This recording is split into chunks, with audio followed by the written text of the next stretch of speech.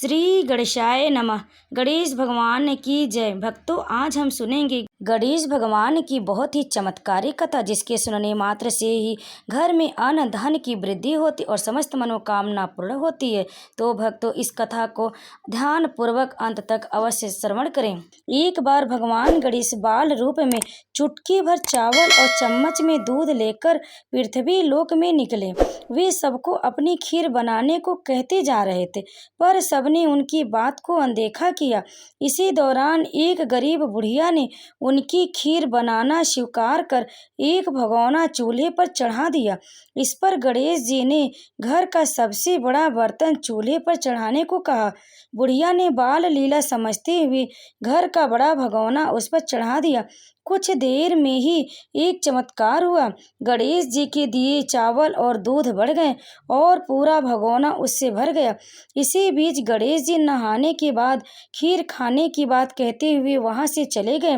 पीछे से बुढ़िया के पोते पोती आए तो भूख लगने पर बुढ़िया ने उन्हें वह खीर खिला दी। खीर बनते देख रही पड़ोसन को भी बुढ़िया ने कटोरा भरकर खीर दे दी। बेटे की बहू ने भी चुपके से एक कटोरा खीर खाने के साथ एक कटोरा खीर छिपा दी।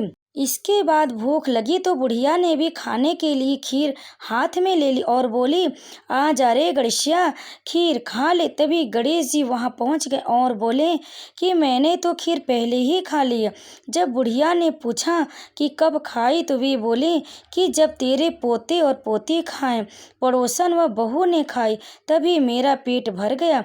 इसके बाद जब बुढ़िया ने बाकी बची खीर के उपयोग के बारे में पूछा तो गणेश जी ने उसे नगर में बांटने को कहा। जब बुढ़िया ने खीर बांटी तो राजा को भी इसका पता लग गया। इस पर उसने बुढ़िया को अपने दरबार में बुला लिया।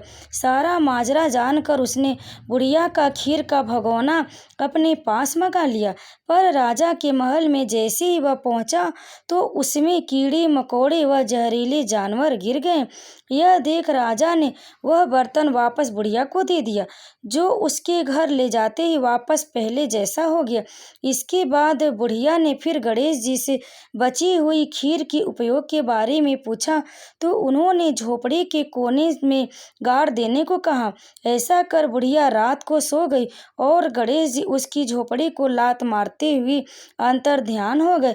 अगले दिन जब बुढ़िया उठी तो उसे अपनी झोपड़ी महल में बदली हुई और खीर के बर्तन सोने जवाहरात से भरे मिले। गणेश जी की कृपा जानकर बुढ़िया काफी प्रसन्न हो गई। हे गणेश महाराज, आपने जैसा फल बुढ़िया को दिया वैसा सबको देना। कथा कहने वाली व हुंकार भरने वाले और आसपास के सुनने वाले सबके भंडार भरे रखना। तो प्रेम से बोलिए गणेश भगवान की जय। अब आइए सुनते हैं गणेश जी की दूसरी चमत्कारिक कथा। एक बुढ़िया माई थी, मिट्टी के गणेश जी की पूजा करती थी। रोज मिट्टी के गणेश जी बनाए और रोज गल जाए। एक सेठ का मकान बन रहा था। वह बोली, पत्थर का गणेश बना दो। तब मिस्त्री बोले, जितना हम तेरा पत्थर का गणेश बनाएंगे उतने में अपनी दीवार ना छीन लेंगे। बुढ़िया बोली, राम करे तुम्हारी दीवार टेढ़ी हो जाए। अब उनकी दीवार टेढ़ी हो गई।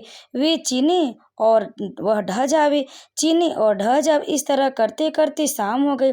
शाम को सेठ आया। उसने कहा, आज कुछ भी नहीं किया काम। वे कहने लगे, एक बुढ़िया आई थी, वह कह रही थी मेरा पत्थर का गणेश गढ़ दो। हमने नहीं गढ़ा तो उसने कहा तुम्हारी दीवार टेढ़ी हो जाए। तब से दीवार सीधी नहीं बन रही है, बनाते हैं और ढह देते हैं। सेठ ने बुढ़िया को बुलवाया। सेठ ने कहा, हम तेरा सोने का गणेश गढ़ देंगे, हमारी दीवार सीधी कर दो। सेठ ने बुढ़िया को सोने का गणेश गढ़ा दिया। सेठ की दीवार सीधी हो गई। जैसे सेठ की दीवार सीधी की वैसी सबका करना। हे गणेश महाराज, आपकी कथा सुनने वाले की सबकी मनोकामना पूर्ण करना। तो प्रेम से बोलिए गणेश महाराज की जय। अब आइए सुनते हैं गणेश जी की तीसरी कथा। एक बुढ़िया थी, वह बहुत ही गरीब और दृष्टिहीन थी। उसके पास एक बेटा और बहू थे। वह बुढ़िया सदैव गणेश जी की पूजा किया करती थी। एक दिन गणेश जी प्रकट होकर उस बुढ़िया से बोले, बुढ़िया माँ, तू जो चाहे सो मांग ले। बुढ़िया बोली, मुझे तो मांगना नहीं आता, कैसे और क्या मांगो। तब गणेश जी बोले, अपने बहू बेटे से पूछकर मांग ले।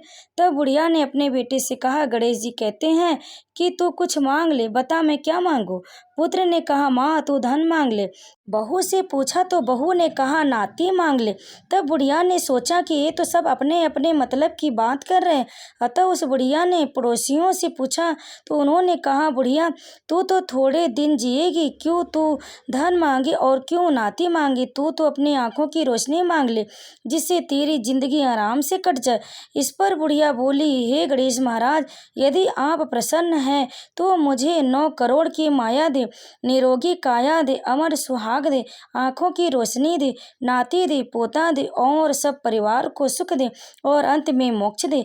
यह सुनकर गणेश जी प्रसन्न हो गए और बोले, बुढ़िया माँ तुमने तो मुझे ठग लिया, फिर भी तूने जो मांगा है वचन के अनुसार तुझे वह सब मिलेगा। और यह कहकर गणेश जी अंतर्ध्यान हो गए। उधर बुढ़िया माँ ने जो कुछ मांगा वह सब कुछ मिल गया। हे गणेश जी महाराज, जैसे तुमने उस बुढ़िया माँ को सब कुछ दिया वैसे सबको देना और सबकी मनोकामना पूर्ण करना। तो प्रेम से बोलिए गणेश महाराज की जय। अब आइए सुनते हैं बुधवार की चौथी व्रत कथा। समतापुर नगर में मधुसूदन नामक एक व्यक्ति रहता था। वह बहुत धनवान था। मधुसूदन का विवाह बलरामपुर नगर की सुंदर लड़की संगीता से हुआ था। एक बार मधुसूदन अपनी पत्नी को लेने बुधवार के दिन बलरामपुर गया। मधुसूदन ने पत्नी के माता पिता से संगीता को विदा कराने के लिए कहा। माता पिता बोले, बेटा आज बुधवार है, बुधवार को किसी भी शुभ कार्य के लिए यात्रा नहीं करते। लेकिन मधुसूदन नहीं माना। उसने ऐसी शुभ अशुभ की बातों को न मानने की बात कही। दोनों ने बैलगाड़ी से यात्रा प्रारंभ की। 2 कोस की यात्रा के बाद उसकी गाड़ी का एक पहिया टूट गया। वहां से दोनों ने पैदल की यात्रा शुरू की। रास्ते में संगीता को प्यास लगी। मधुसूदन उसे एक पेड़ के नीचे बैठाकर जल लेने चला गया। थोड़ी देर बाद जब मधुसूदन कहीं से जल लेकर आया तो वह बुरी तरह हैरान उठा। लेकिन उसकी पत्नी के पास उसकी ही शक्ल सूरत का एक दूसरा व्यक्ति बैठा था। संगीता भी मधुसूदन को देखकर हैरान रह गई। वह दोनों में कोई अंतर न कर पाई। मधुसूदन ने उस व्यक्ति से पूछा, तुम कौन हो और मेरी पत्नी के पास क्यों बैठे हो। मधुसूदन की बात सुनकर उस व्यक्ति ने कहा, अरे भाई, यह मेरी पत्नी संगीता है। मैं अपनी पत्नी को ससुराल से विदा कराकर लाया हूँ। लेकिन तुम कौन हो जो मुझसे ऐसा प्रश्न कर रहे हो। मधुसूदन ने कहा, तुम जरूर कोई चोर या ठग हो। यह मेरी पत्नी संगीता है। मैं इसे पेड़ के नीचे बैठाकर जल लेने गया था। इस पर उस व्यक्ति ने कहा, अरे भाई, झूठ तो तुम बोल रहे हो। संगीता को प्यास लगने पर जल लेने तो मैं गया था। मैंने तो जल लाकर अपनी पत्नी को पिला भी दिया है। अब तुम चुपचाप यहाँ से चलती बनो, नहीं तो किसी सिपाही को बुलाकर तुम्हें पकड़वा दूंगा। दोनों एक दूसरे से लड़ने लगी। उन्हें लड़ते देख बहुत से लोग वहां एकत्र हो गए। नगर के कुछ सिपाही भी वहां आ गए। सिपाही उन दोनों को पकड़कर राजा के पास ले गए। सारी कहानी सुनकर राजा भी कोई निर्णय नहीं कर पाया। संगीता भी उन दोनों में से अपने वास्तविक पति को नहीं पहचान पा रही थी। राजा ने दोनों को कारागार में डाल देने के लिए कहा। राजा के फैसले पर असली मधुसूदन भयभीत हो उठा। तभी आकाशवाणी हुई, मधुसूदन, तूने संगीता के माता पिता की बात नहीं मानी और बुधवार के दिन अपने ससुराल से प्रस्थान किया। यह सब भगवान बुद्धदेव के प्रकोप से हो रहा है। मधुसूदन ने भगवान बुद्धदेव से प्रार्थना की कि हे भगवान बुद्धदेव, मुझे क्षमा कर दीजिए। मुझसे बहुत बड़ी गलती हुई। भविष्य में अब कभी बुधवार के दिन यात्रा नहीं करूंगा और सदैव बुधवार को आपका व्रत किया करूंगा। मधुसूदन के प्रार्थना करने से भगवान बुद्धदेव ने उसे क्षमा कर दिया। तभी दूसरा व्यक्ति राजा के सामने से गायब हो गया। राजा और दूसरे लोग इस चमत्कार को देखकर हैरान हो गए। भगवान बुद्धदेव की इस अनुकंपा से राजा ने मधुसूदन और उसकी पत्नी को सम्मान पूर्वक विदा किया। कुछ दूर चलने पर रास्ते में उन्हें बैलगाड़ी मिल गई। बैलगाड़ी का टूटा हुआ पहिया भी जुड़ा हुआ था। दोनों उसमें बैठकर समतापुर की ओर चल दिए। मधुसूदन और उसकी पत्नी संगीता दोनों बुधवार को व्रत करते हुए आनंद पूर्वक जीवन यापन करने लगे। इस तरह भगवान बुद्धदेव की कृपा से उनके यहाँ खुशियां बरसने लगी। इस तरह जो स्त्री पुरुष विधिवत बुधवार का व्रत करके व्रत कथा सुनते हैं, भगवान बुद्धदेव उनकी सभी कष्ट दूर करते हैं।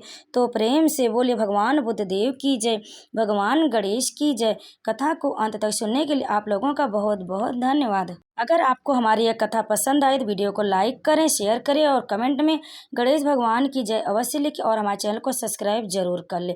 आप सभी पर गणेश महाराज की कृपा सदैव बनी रहे, आपका घर सुख समृद्धि से हमेशा भरा रहे। तो प्रेम से बोलिए गजानन महाराज की जय।